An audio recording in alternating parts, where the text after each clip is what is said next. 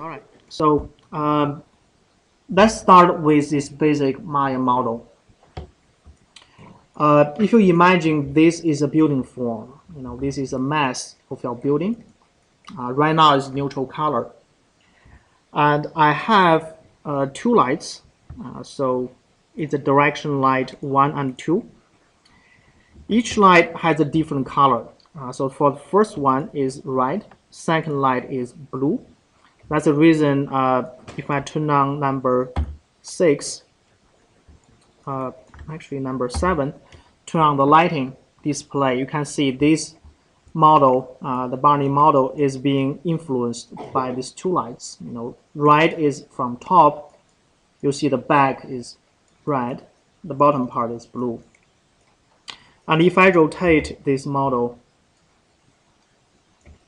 in this way, you can definitely see on this side is red, on the bottom part is blue. All right, so it's always influenced by the light. In order to transfer this lighting information to other program, I have to bake the light directly into the geometry. And this concept in Maya, the name is vertex color. So the color is not associated with lighting, but actually embedded into the points. So that's vertex color means. So right now, they are not vertex color yet. You can tell, for example, if I delete the light, right, you'll see the Barney will be changed because the lighting is changed. So right now, all the lighting information is only associated with the light. So what I will do now is, let me just make a duplication, Control D. I'm going to bake the light, okay? So select the polygon form, then I go to rendering, and then I'm going to bake the lighting. So that is in batch bake, is right here. Right, so bake means you basically, I would say, compress all the lighting information like RGB, the brightness, into the geometry itself. So I will do a batch bake. I can see these two settings. So I want to bake the selected objects. I want to make sure it's baked to vertices, right? That's points. It's based on the camera for sure. I want to only bake the light. I don't care about the texture. I do want to show you is in Maya, this is really flexible. You can bake many different information. For example, I can bake occlusion. That means if I do a convert, you can see this Barney model became black and white. The occlusion is actually a technique calculate shadows. So if you imagine this is within a sky dome, casting the light from all the directions, you can see some parties get less exposure to the sun, to the sky, is darker. Right? So you can actually bake this information in the mesh. In the gaming industry, this is very popular. If you play, 3D game, they bake the shadow all the time. So right now, I don't want to bake the occlusion. I will bake the light. So only light. So hit the convert.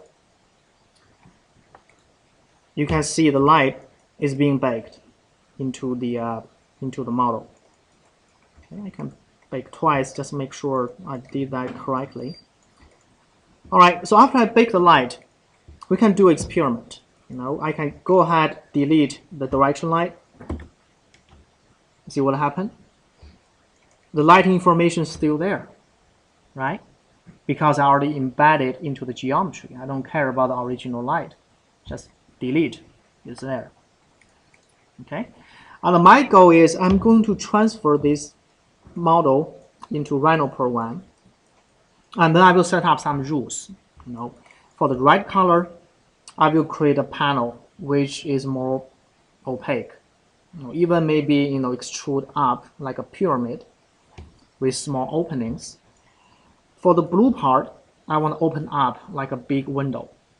Right, so this could be two different strategy you apply to the color.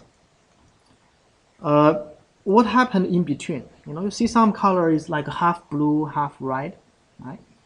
And I will use these panels to create something in the middle. So maybe control the size of the openings. They will change from big to small. So this will be a smooth transition between the dark and and the bright. All right.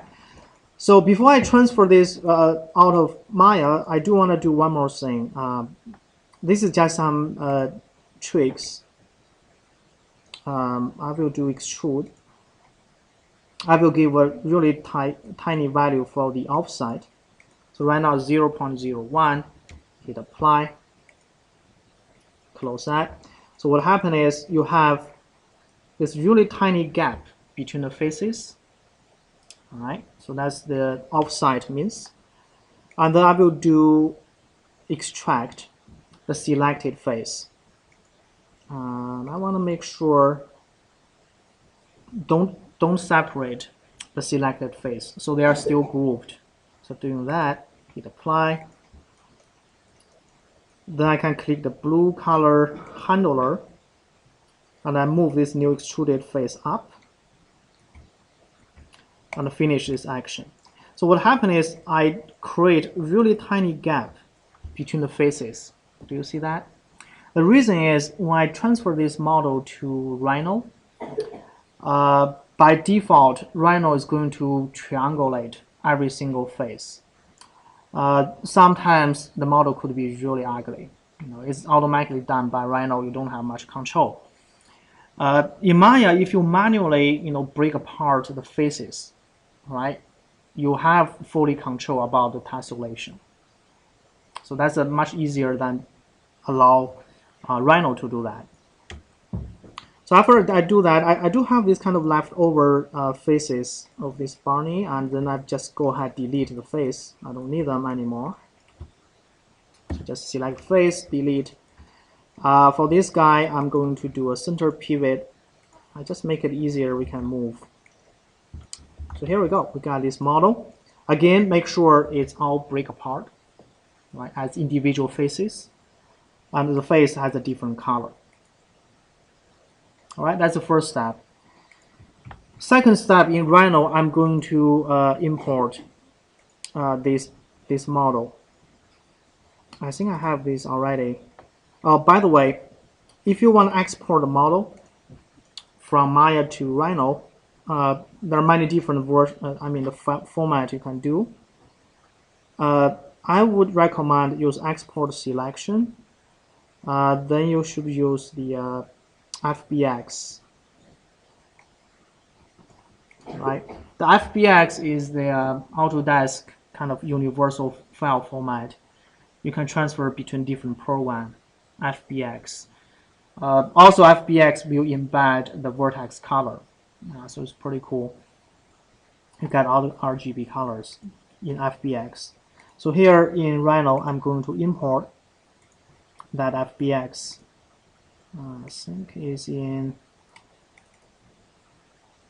FBX. Let me just do all.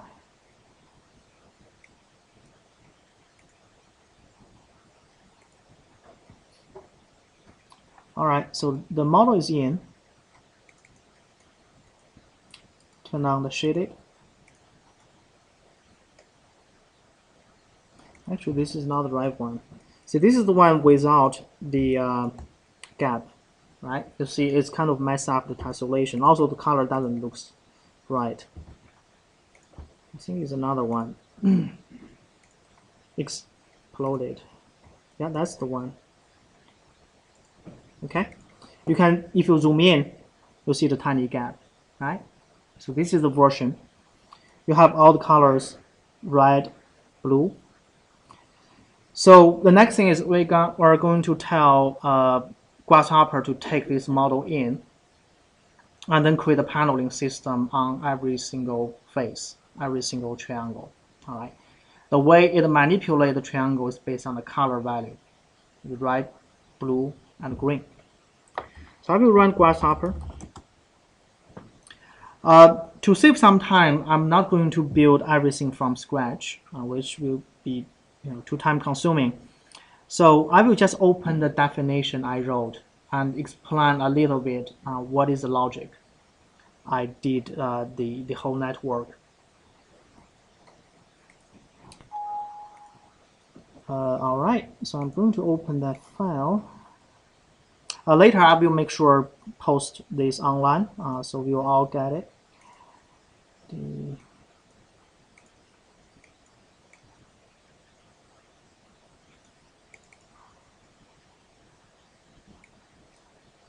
Okay, this is the latest version.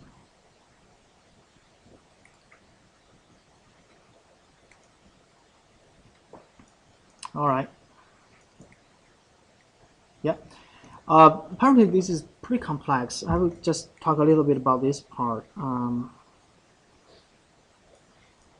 Okay. So for all the Grasshopper definition you download from my website, there's always like a README introduction here. Make sure you read through that. It gives you a brief idea how to use a definition. In this case, you can know I'm going to extrude face along the normal direction, right? And I will use red color to control the distance. Green color control the scale. So that's the kind of brief introduction. And also here you can see I'm going to take a geometry in. This geometry is a mesh. All right. And then I'm going to evaluate this geometry based on some rules.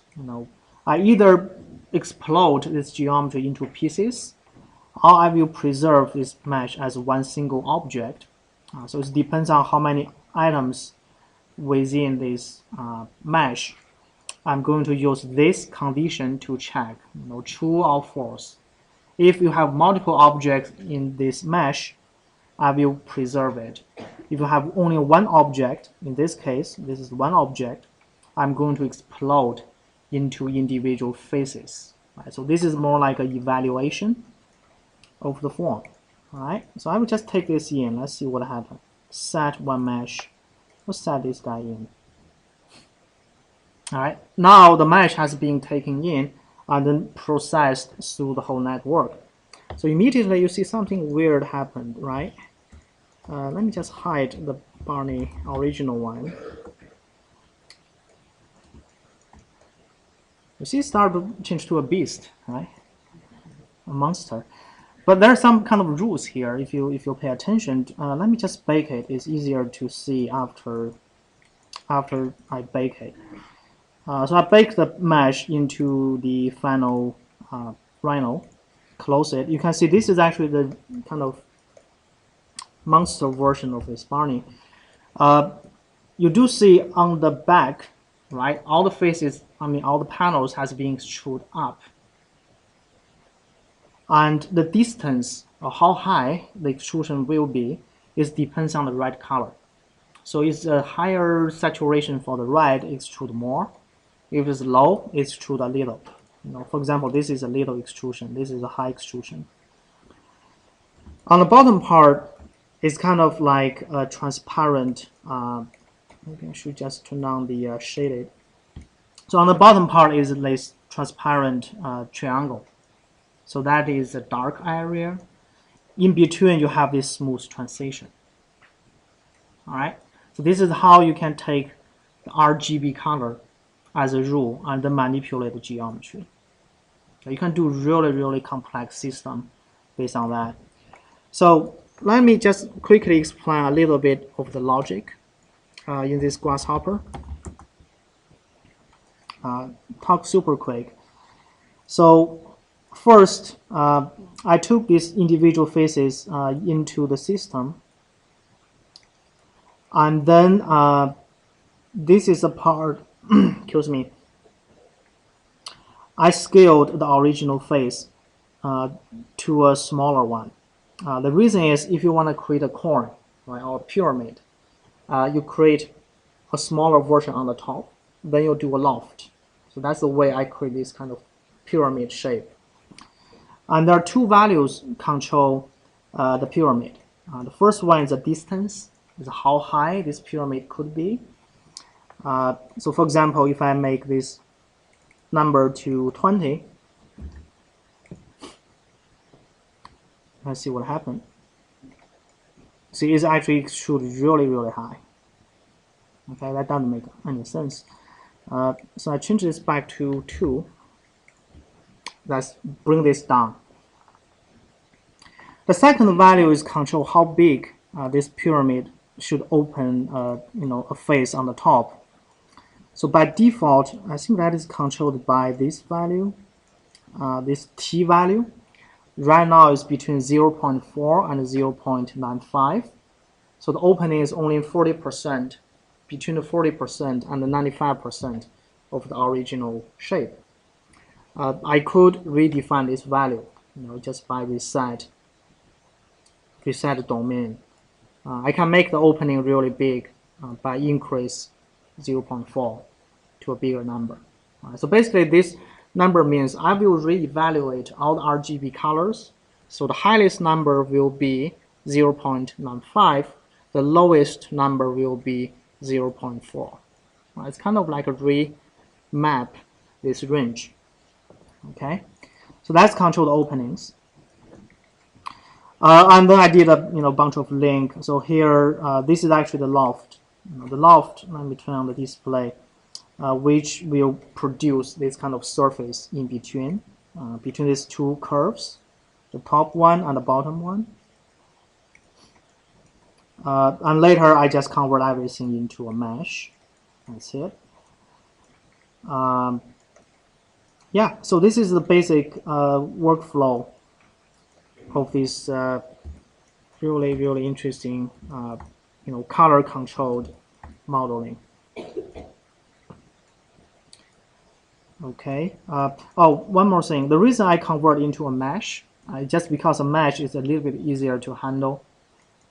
If you maintain everything as a NURB surface, it's pretty intense. Let me actually bake it into surface so you can compare. If I bake it into surface, close it.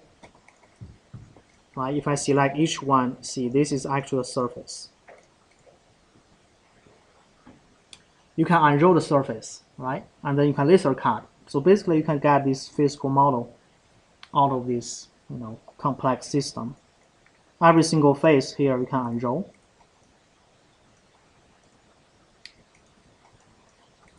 All right, I think that is about this process. Let me stop the video. Oh, by the way, if you want to bring this back to Maya, continue to manipulate, you can always export back to FBX. Then you can bring into Maya. So FBX, I think OBJ or 3ds will work also. I prefer FBX though. All right, let me stop the video.